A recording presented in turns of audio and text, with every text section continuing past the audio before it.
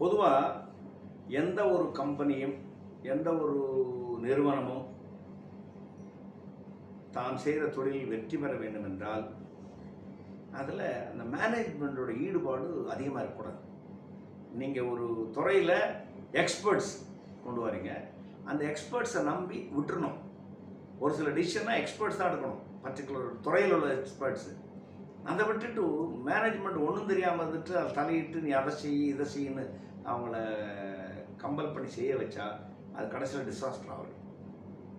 Pilot வந்து flying தெரியும், ஆனால் போய் இந்த வெதரில் போகக்கூடாதுன்னு சொல்ல வெதர் நீ ஃப்ளைட் எடுத்துகிட்டு போனால் என்ன அர்த்தம்? மேனேஜ்மெண்ட் சொல்லுது இவ்வளோ விசிபிலிட்டி இருக்குது, இந்த ஃப்ளைட் பறக்கூடாதுன்னு இருக்குது, நான் சொல்கிறேன் நீ எடுத்துகிட்டு போனால் நாங்கள் ஃப்ளைட்டு கிராஷ் ஆகிடும். அந்த மாதிரி தான் ஒரு நிறுவனத்தில் அந்த நிறுவனத்தில் எக்ஸ்பர்ட்ஸுன்னு கொஞ்சம் பேர் எடுத்துன்னு வச்சுருக்கோம்.